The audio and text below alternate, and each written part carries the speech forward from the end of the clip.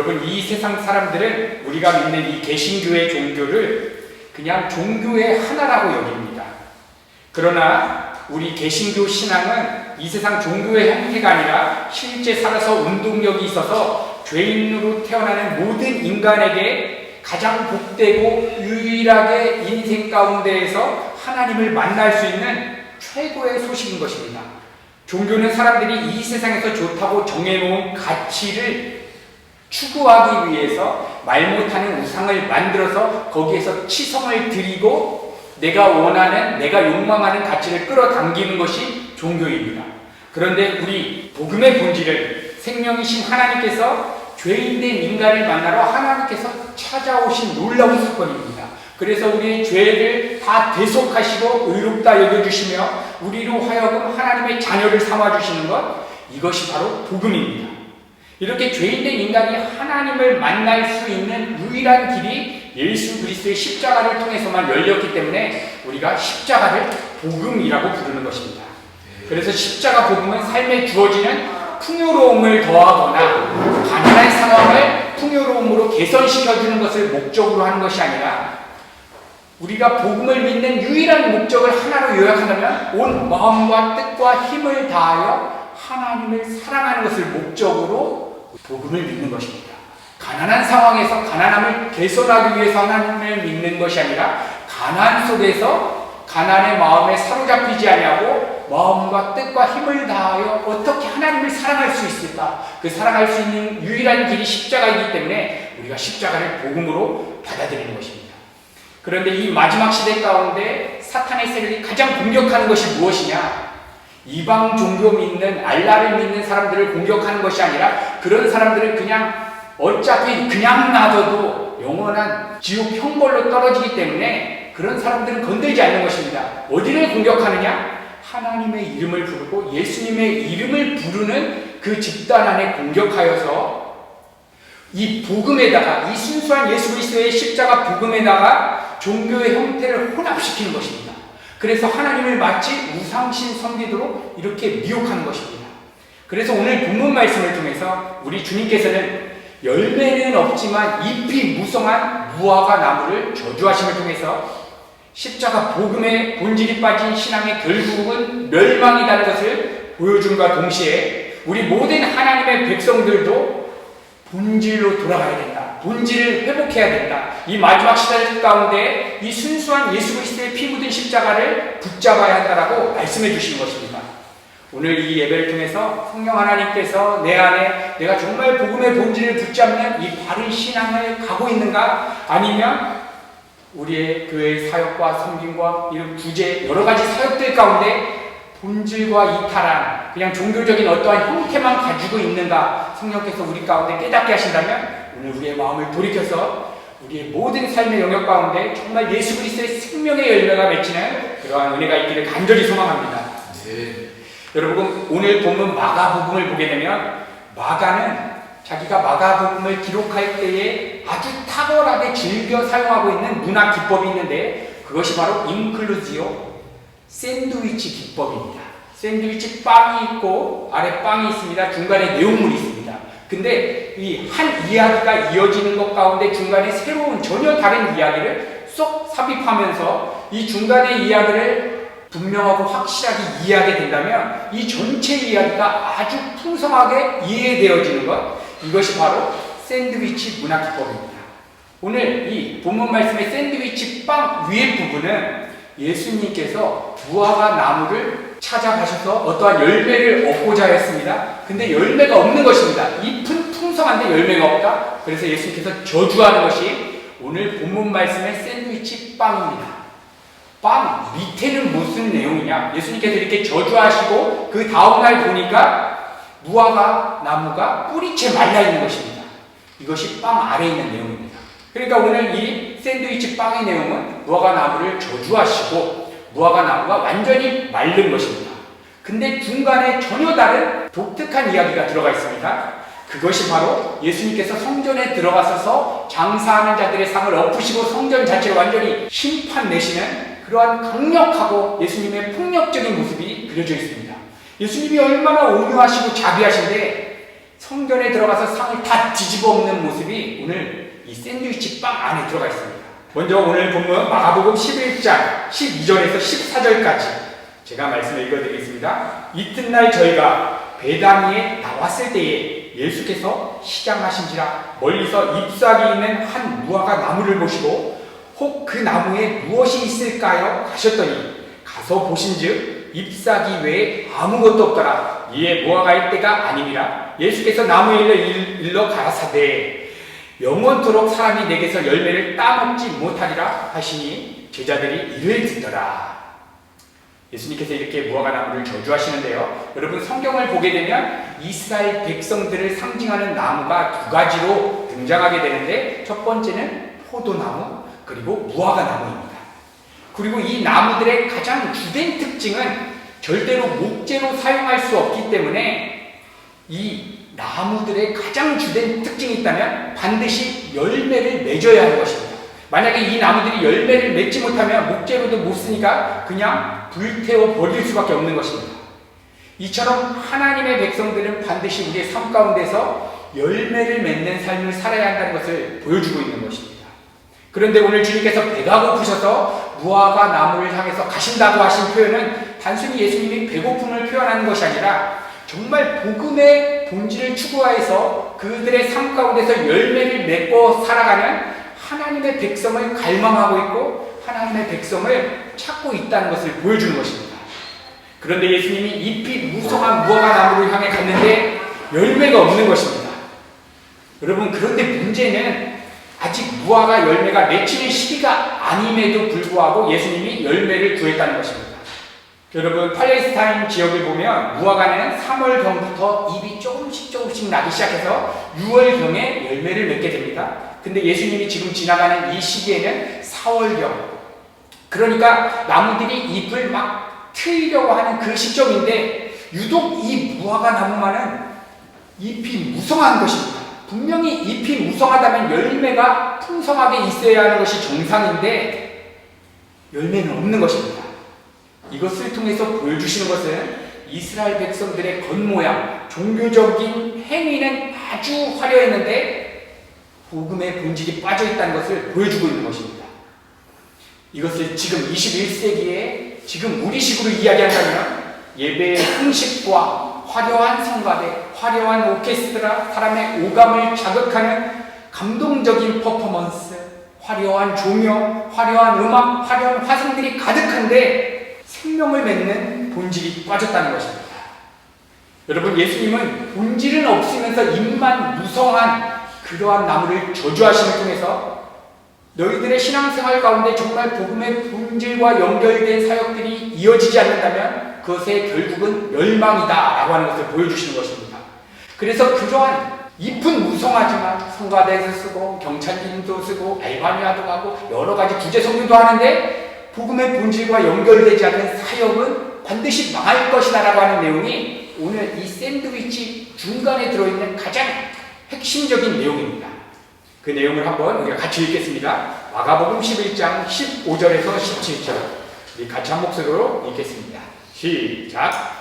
저희가 예루살렘에 들어가니라 예수께서 성전에 들어가서 성전 안에서 매매하는 자들을 내어주시며 돈 받는 자들의 상과 진흙이 받는 자들의 의자를 돌아오시며 아무나 선물을 가지고 성전 안으로 지나가는 허사시 하시고 이에 가르쳐 이르시되 괴롭됨과 내지는 남인의 들어가는 자가 신앙을 가지려 하는 자들이 아니냐 너희는 하늘의 별을 만들었도다 하시며 아멘.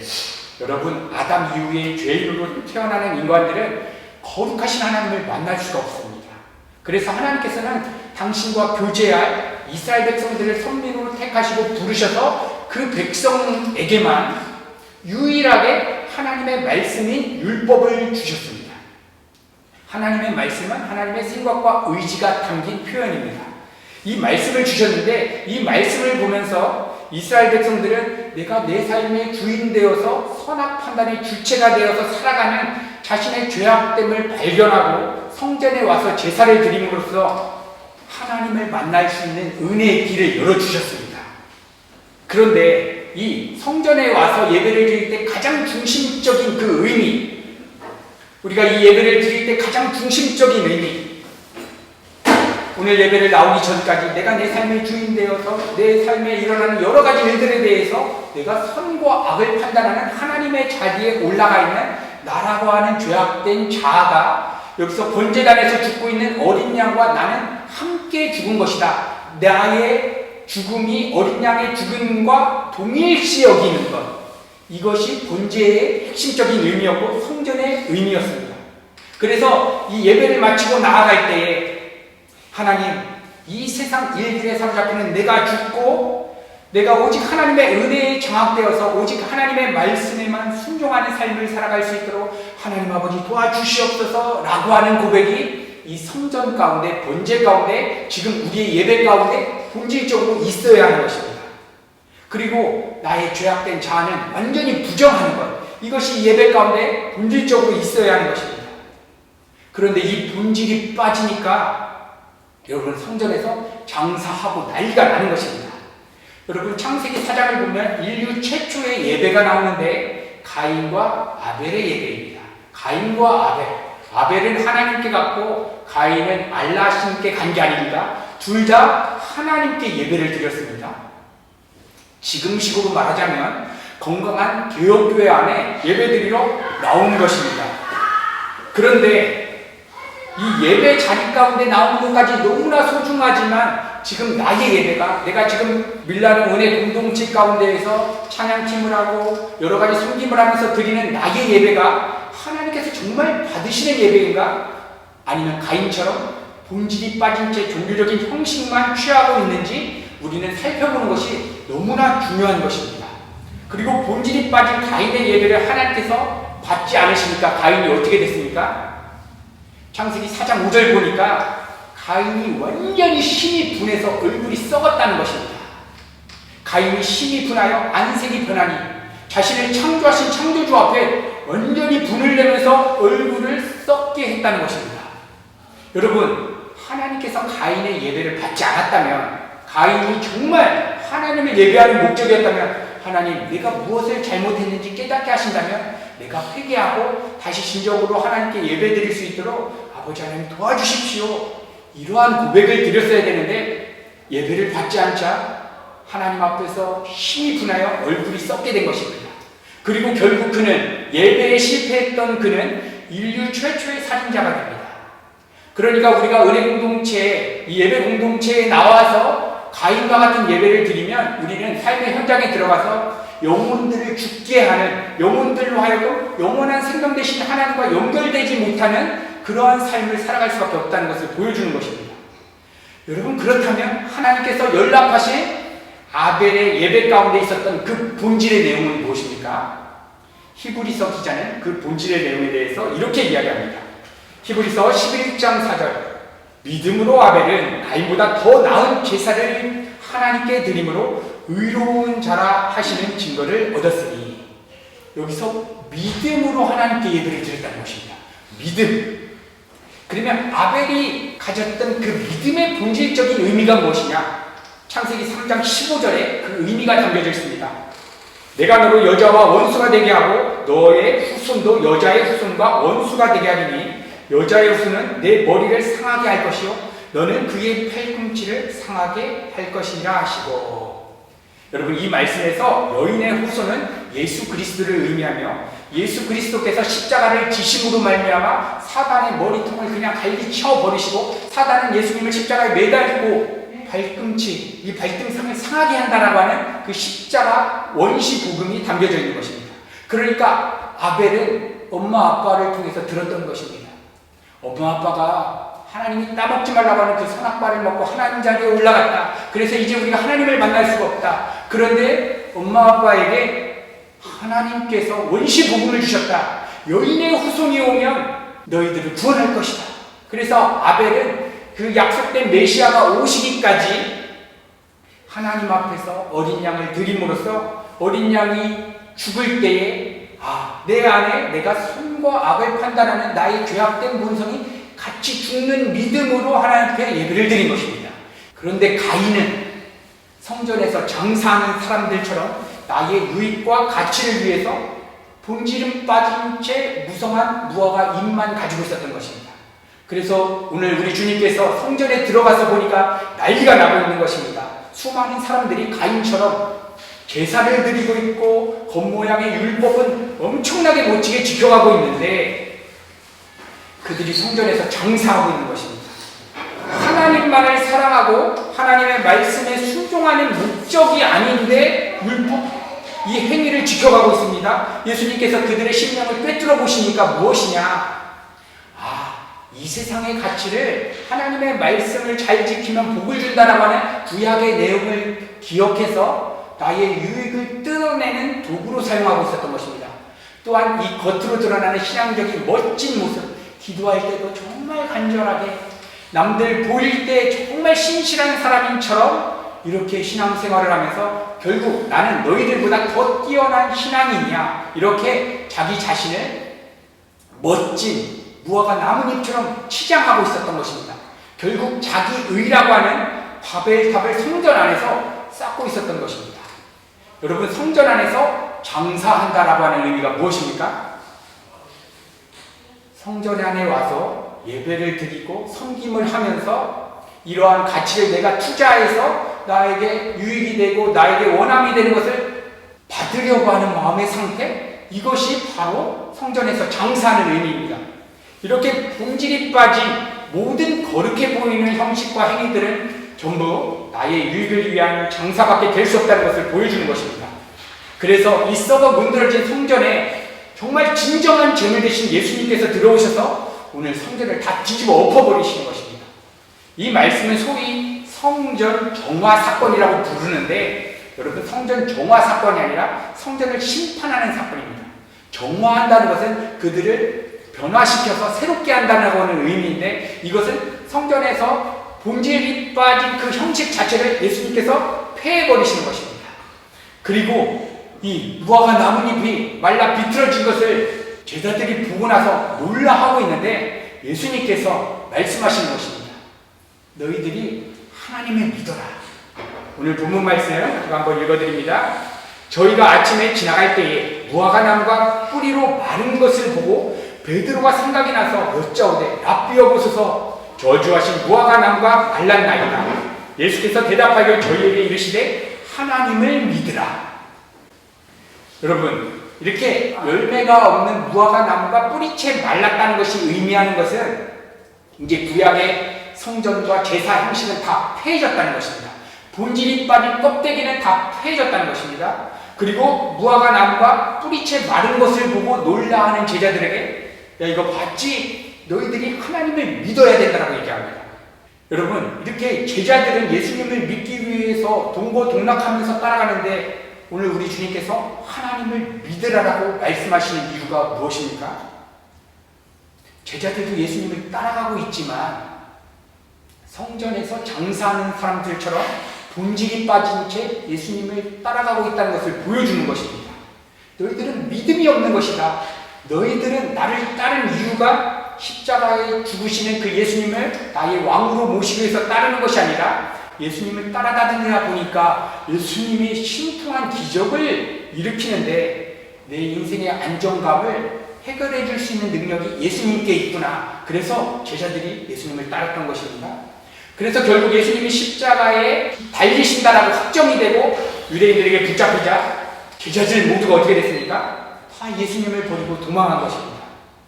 여러분, 이렇게 제자들에게 너희들이 하나님을 믿어야 된다고 얘기하는데 성전에서 장사하는 그러한 얘기를 얘기하시고 무화과 열매를 맺지 못하는 그 나무를 저주하시는 내용을 여러분 누구에게 얘기해 주시냐면 거듭난 성도들에게 얘기해 주시는 것입니다.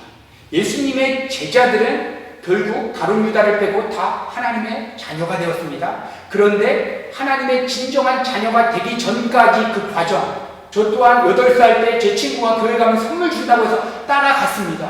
그러고 나서 예수님이 믿어지기 시작하는데 나의 비전과 꿈을 이루는 예수로만 믿었습니다. 그런데 어느 순간 복음의 정말 본질적인 의미를 성령께서 깨닫게 하실 때 내가 추구했던 것은 껍데기였구나. 나에게 유익을 줄 수 있는 예수로 내가 믿었구나 하면서 뒤집어지는 과정이 있는 것입니다. 예수님의 제자들도 성령이 임하시기 전까지는 종교인의 모습으로 따랐다는 것을 보여주고, 이 내용은 예수님의 제자들과 지금 구원받은 우리 성도들에게도 보여주는 것입니다. 너희들의 정말 신앙생활의 본질은 무엇이냐? 이것을 시청과 교육으로 보여주시기 위해서 오늘 이러한 내용들을 말씀해 주신 것입니다. 특별히 오늘 주님께서는 제자들을 향하여 하나님을 믿으라고 하는데, 이 믿음을 세 가지로 구분하여 말씀해 주시는데, 하나의 본질적인 지점은 하나님을 믿는 것입니다. 그리고 하나님을 믿게 되면 산이 들려서 바다에 빠져라, 의심하지 않고 그렇게 얘기하면 반드시 이루어진다. 그리고 무엇이든지 기도한 대로 응답을 받게 된다는 내용으로 이렇게 이어집니다. 여러분, 믿음이 얼마나 중요한가? 사도 바울은 로마서 14장 23절에 믿음으로 쫓아 하지 않는 모든 것이 다 죄니라. 죄가 무엇입니까? 믿음으로 하지 않는 모든 것, 사기치고 간음하는 것만 죄가 아니라 믿음으로 하지 않는 모든 것, 믿음으로 하지 않고 성가대를 세는 것, 믿음으로 하지 않고 알바니아를 가는 것, 믿음으로 하지 않고 그 외에 섬긴 봉사를 하는 것, 이거 선입니까? 성경 말씀에 빗대어 보면 죄입니까? 이것은 죄라고 말씀해 주시는 것입니다.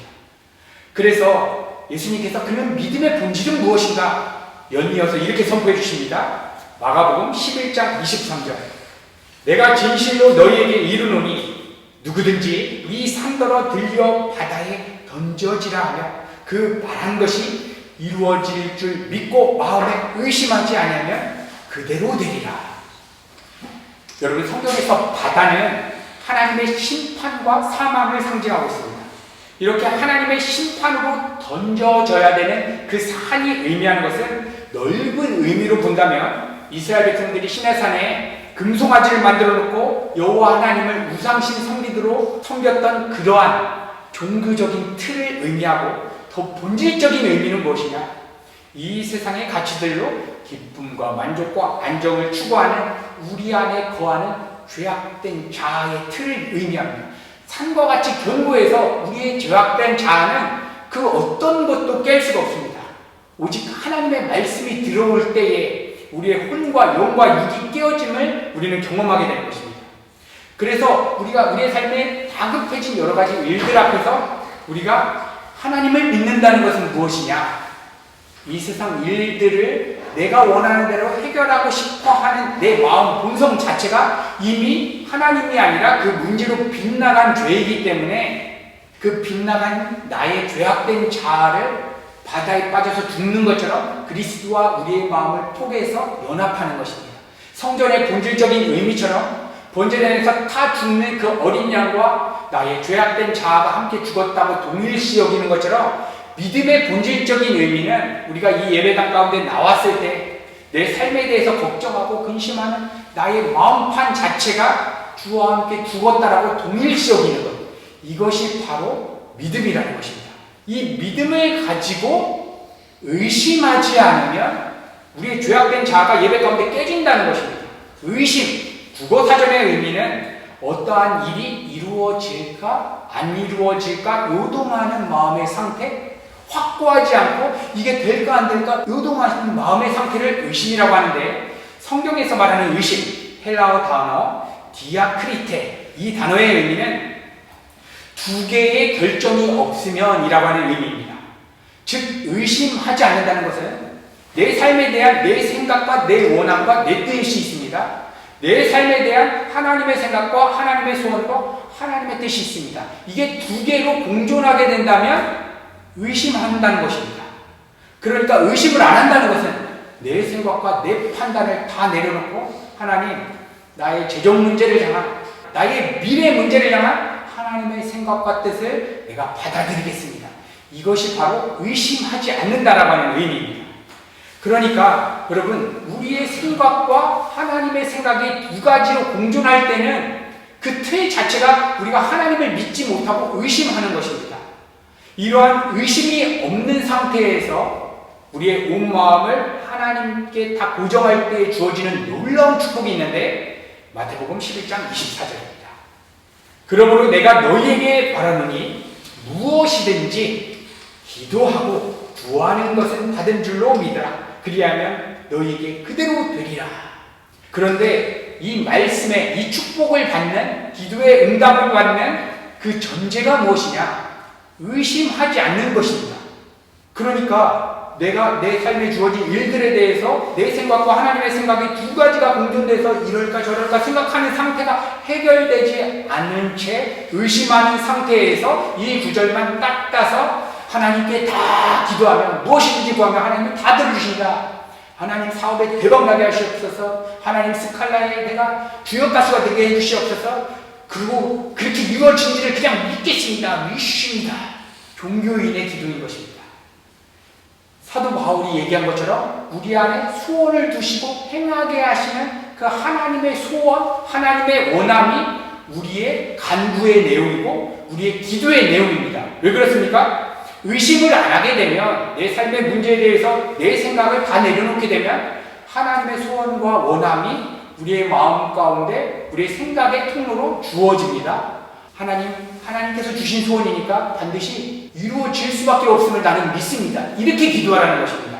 그런데 우리 안에 주어진 소원이 하나님의 소원인가? 아니면 내 소원인가? 어떻게 분별하겠습니까? 이것이 우리의 숙제인 것입니다. 어떻게 내 마음에 들어온 소원이 하나님의 소원인가? 내 소원인가? 우리는 일반적으로 교회 사역을 하거나 선교 사역을 하거나 종교적으로 기독교적인 색채가 있는 일을 하는 것은 뭐든지 다 하나님의 소원이라고 생각할 수가 있습니다. 또 반대로 사업을 하거나 맛집을 가거나 여행을 할 때 오는 소원은 다 세속적인 것이라고 생각할 수가 있습니다. 이렇게 영지주의자들 초대교회 때부터 흘러왔던 그러한 이단 사람들은 우리의 삶과 종교적인 것과 구분하여서 맛집을 가고 친구를 만나고 커피 한 잔을 하고 이런 것들은 다 세속적인 것이다. 교회에 와서 경건한 모양처럼 기도하고 말씀 읽는 것만 거룩한 모습이다. 이렇게 구분하였습니다. 그런데 우리가 하나님의 소원과 내 소원을 구분할 수 있는 명확한 징표가 있다면 그것은 재정 문제가 주어졌다. 예를 들어서 재정 문제가 주어졌습니다. 이때 하나님의 소원이 무엇인가? 어떻게 하겠습니까? 이 재정 문제를 허락하신 하나님의 주권을 먼저 인정하는 것입니다. 이 문제는 하나님의 허락하신 가운데 하나님의 자녀의 거룩에 도움이 되기 때문에 하나님이 허락하셨다라고 하면 내가 판단하기에 너무 나쁜 문제이지만 선이라고 인정할 수 있도록 하나님 도와주세요. 그래서 이 재정 문제에 대해서 내가 할 수 있는 성실함과 최선을 다할 수 있도록 하나님 도와주세요. 그리고 성실하게 해가는 것입니다. 일을 하고 사업을 해갑니다. 그런데 결과에 대해서는 내가 성실하게 노력을 하지만 이 결과에 대해서는 흥하게 될지 망하게 될지 하나님 뜻대로 되게 해주시옵소서. 어떠한 결과가 주어져도 하늘의 평강 가운데에서 오직 하나님의 뜻만이 내 삶 가운데 펼쳐지기를 기도할 때에 여러분 들어와 있는 이 소원이 있지 않습니까? 그 마음, 그것은 하나님의 소원인 것입니다. 이 소원을 가질 때 그 소원을 붙잡고 기도합니다. 하나님, 내 소원이 죽게 하시고 하나님의 소원과 하나님의 뜻만이 이루어지게 해 주시옵소서. 하나님의 뜻이 재정 문제를 돌파해서 가는 것이면 돌파해서 갈 것이고 하나님의 뜻이 재정 문제 가운데서 이번에 한번 팡 망함을 통해서 다시금 신앙의 본질을 다지게 하신다면 하나님 그렇게 되게 해 주시옵소서라고 기도할 때에 기도의 내용은 반드시 이루어지게 된다는 것입니다. 이때 하나님의 소원이 우리 안에 생각의 통로 가운데 주어져서 우리 안에 친히 소원을 두고 행하게 하시는 성령의 역사하심. 여러분 이거 우리가 바꿔야 되지 않겠습니까? 이게 종교적인 내용으로 갖고 있으면 그냥 관념입니다. 저의 딜레마가 이거였습니다. 신학 공부를 하고 말씀을 읽고 막 교리적으로 따져서 칭의다, 성화다, 영화다, 주권이다 나누는데 실제 저의 삶의 현장에서 손님들을 접대하고 여러 가지 다급한 일들을 이루어갈 때에 하나님이 내 안에 소원을 주시고 행해야 되는데 어떻게 해야 되느냐 알 수가 없었습니다. 근데 이 말씀을 통해서 깨달아지는 것은 의심하지 않는 것, 이것이 이루어질까 말까가 아니라 내 생각과 하나님의 생각 두 개가 공존하는 게 아니라 내 생각을 번제전에 죽어가는 그 어린 양이 죽을 때 내 생각이 나의 단독적인 생각이 죽었다라고 동일시 여기는 것, 이것이 빠지게 된다면 우리의 모든 헌신은 열매가 없는 정말 무화과 나뭇잎 잎만 무성한 그러한 종교적인 형태가 된다라고 오늘 본문 말씀을 통해서 말씀해 주시는 것입니다. 누가 오늘 이 말씀을 의지해서 내 삶에 주어진 모든 일들에 대한 내 생각과 내 판단이 주와 함께 죽고 이 견고한 산과 같은 깨질 것 같지 않는 나의 어려서부터 자라난 그 자아의 틀이 오늘 하나님의 말씀 앞에서 한번 깨지고 하나님의 소원과 뜻을 이루는 그러한 믿음의 삶을 살겠다라고 오늘 누가 결단하시겠습니까? 오늘 우리 성도님들 힘을 내셔서 같이 짧은 시간 우리가 기도하기 시작하실 때 하나님께서 우리 성도님들의 모든 삶의 영역 가운데 소원을 주시고 성령의 열매를 풍성케 그렇게 맺는 삶을 살게 하실 것입니다.